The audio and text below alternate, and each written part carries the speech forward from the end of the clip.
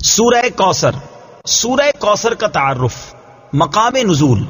علامہ علی بن محمد خازن رحمت اللہ تعالی علیہ فرماتے ہیں سورہ کوثر جمہور مفسرین کے نزدیک مکیہ ہے اور بعض مفسرین کے نزدیک مدنیہ ہے. آیات، کلمات اور حروف کی تعداد. اس صورت میں 1 رکوع، 3 آیتیں، 10 کلمے اور 42 حروف ہیں. کوثر نام رکھنے کی وجہ، کوثر سے دنیا اور آخرت کی بے شمار خوبیاں مراد ہیں اور جنت کی ایک نہر کا نام بھی کوثر ہے. اس سورت کی پہلی آیت میں یہ لفظ موجود ہے، اس مناسبت سے اسے سورہ کوثر کہتے ہیں. سورہ کوثر کے مضامین. اس سورت کا مرکزی مضمون یہ ہے کہ اس میں اللہ تعالیٰ نے اپنے حبیب صلی اللہ تعالی علیہ وآلہ وسلم کی مدحت بیان فرمائی ہے اور اس میں یہ مضامین بیان ہوئے ہیں. نمبر 1، اس کی پہلی آیت میں اللہ تعالیٰ کے اس فضل و احسان کا بیان ہے جو اس نے اپنے حبیب صلی اللہ تعالی علیہ وسلم پر فرمایا. نمبر 2، دوسری آیت میں نبی کریم صلی اللہ تعالی علیہ وسلم سے فرمایا گیا کہ اللہ تعالیٰ کے فضل و احسان کے شکریے میں نماز پڑھتے رہیں اور قربانی کریں. نمبر 3، تیسری آیت میں فرمایا گیا کہ جو اللہ تعالیٰ کے حبیب صلی اللہ تعالی علیہ وآلہ وسلم کا دشمن ہے وہی ہر خیر سے محروم ہے. سورہ ماعون کے ساتھ مناسبت. سورہ کوثر کی اپنے سے ماقبل سورت ماعون کے ساتھ مناسبت یہ ہے کہ سورہ ماعون میں کافروں اور منافقوں کی جو صفات بیان کی گئیں ان کے مقابلے میں سید المرسلین صلی اللہ تعالی علیہ وآلہ وسلم کے اوصاف سورہ کوثر میں بیان کیے گئے. بسم اللہ الرحمن الرحیم.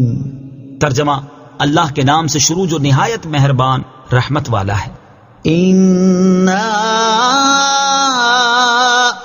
أَعْطَيْنَاكَ الْكَوْثَرَ فَصَلِّ لِرَبِّكَ وَانْحَرْ إِنَّ شَانِئَكَ هُوَ الْأَبْتَرُ. ترجمہ: اے محبوب، بے شک ہم نے تمہیں بے شمار خوبیاں عطا فرمائیں تو تم اپنے رب کے لیے نماز پڑھو اور قربانی کرو، بے شک تمہارا دشمن ہی ہر بھلائی سے محروم ہے. اِنَّا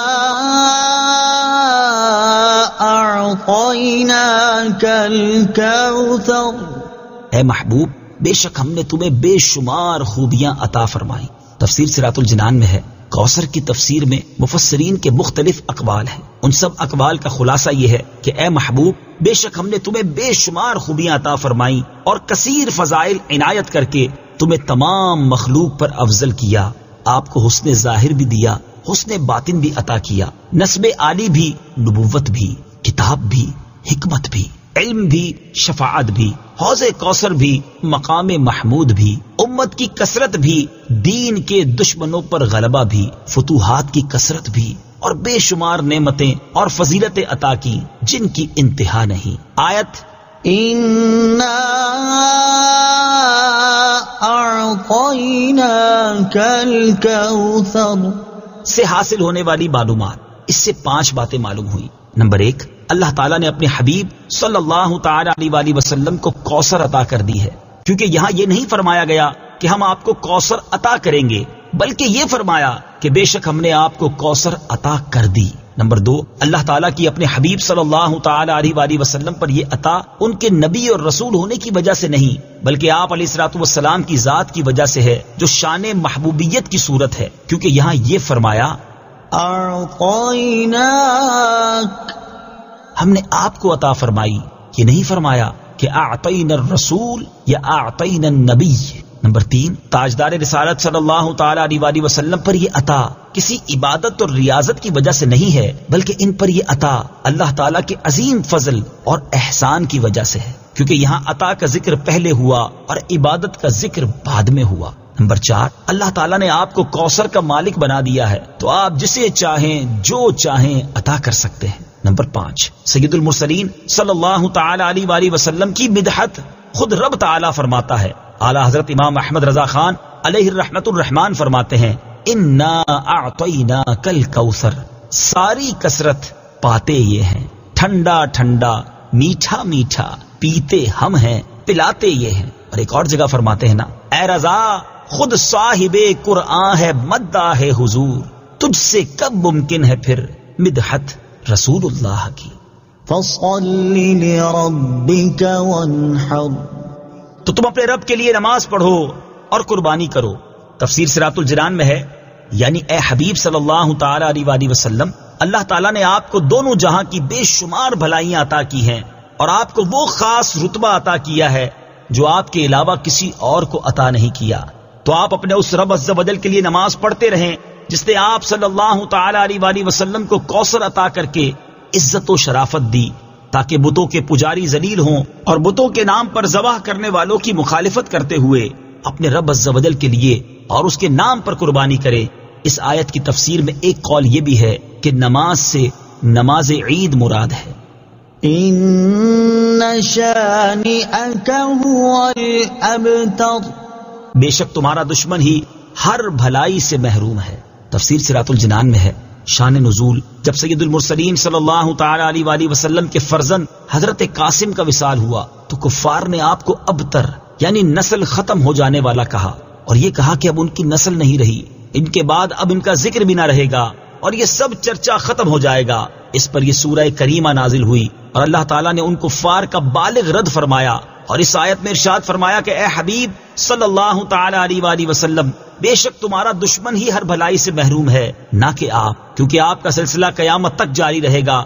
آپ کی اولاد میں بھی کثرت ہوگی اور آپ کی پیروی کرنے والوں سے دنیا بھر جائے گی. آپ کا ذکر ممبروں پر بلند ہوگا. قیامت تک پیدا ہونے والے عالم اور واعظ اللہ تعالیٰ کے ذکر کے ساتھ آپ کا ذکر کرتے رہیں گے، اور آخرت میں آپ کے لیے وہ کچھ ہے جس کا کوئی وصف بیان ہی نہیں کر سکتا. تو جس کی یہ شان ہے وہ ابتر کہاں ہوا، بے نام و نشان اور ہر بھلائی سے محروم تو آپ کے دشمن ہیں. اعلیٰ حضرت امام احمد رضا خان رحمت اللہ تعالی علیہ اس سورت کی تفسیر بیان کرتے ہوئے فرماتے ہیں، عاص بن وائل شقی نے جو صاحبزادہ سید المرسلین صلی اللہ تعالی علیہ وآلہ وسلم کے انتقال پرملال پر حضور کو ابتر یعنی نسل بریدہ کہا، حق تعالی نے فرمایا انا اعطیناک الکوثر، بے شک ہم نے تمہیں خیر کثیر عطا فرمائی کہ اولاد سے نام چلنے کو تمہاری رفعت ذکر سے کیا نسبت. کروڑوں صاحب اولاد گزرے جن کا نام تک کوئی نہیں جانتا، اور تمہاری ثنا کا ڈنکا تو قیامت تک اکناف عالم اور اطراف جہاں میں بجے گا، اور تمہارے نام نامی کا خطبہ ہمیشہ ہمیشہ اطباق فلک آفاق زمین میں پڑھا جائے گا. پھر اولاد بھی تمہیں وہ نفیس و طیب عطا ہوگی جن کی بقا سے بقائے عالم مربوط رہے گی. اس کے سوا تمام مسلمان تمہارے بال بچے ہیں، اور تم سب مہربان ان کے لیے کوئی نہیں، بلکہ حقیقت کار کو نظر کیجئے تو تمام عالم تمہاری اولاد مانوی ہے کہ تم نہ ہوتے تو کچھ بھی نہ ہوتا، اور تمہارے ہی نور سے سب کی آفرینش ہوئی. اسی لیے جب ابو البشر آدم تمہیں یاد کرتے تو یوں کہتے، یا ابنی صورتن و ابا یا معنن، اے ظاہر میں میرے بیٹے اور حقیقت میں میرے باپ. پھر آخرت میں جو تمہیں ملنا ہے اس کا حال تو خدا ہی جانے. جب اس کی یہ عنایت بے غایت تم پر مبذول ہو تو تم ان اشقیاء کی زبان درازی پر کیوں ملول ہو، بلکہ فصل لربک وانحر، رب کے شکرانے میں اس کے لیے نماز پڑھو اور قربانی کرو. ان شانئک هو الابتر، جو تمہارا دشمن ہے وہی نسل بریدہ ہے کہ جن بیٹوں پر اسے ناز ہے، یعنی عمرو و حشام رضی اللہ تعالی عنہما، وہی اس کے دشمن ہو جائیں گے، اور تمہارے دین حق میں آ کر بوجہ اختلاف دین اس کی نسل سے جدا ہو کر تمہارے دینی بیٹوں میں شمار کیے جائیں گے. پھر آدمی بے نسل ہوتا تو یہی صحیح کہ نام نہ چلتا، اس سے نام بد کا باقی رہنا 1000 درجے بدتر ہے. تمہارے دشمن کا ناپاک نام ہمیشہ بدی و نفرین کے ساتھ لیا جائے گا، اور روز قیامت ان گستاخیوں کی پوری سزا پائے گا. والعیاذ باللہ تعالی. اس سے معلوم ہوا کہ حضور پر نور صلی اللہ تعالی علیہ وآلہ وسلم کا اللہ تعالیٰ کی بارگاہ میں مقام اتنا بلند ہے کہ ان کے گستاخ کو اس کی گستاخی کا جواب خود رب تعالیٰ دیتا ہے. صدق اللہ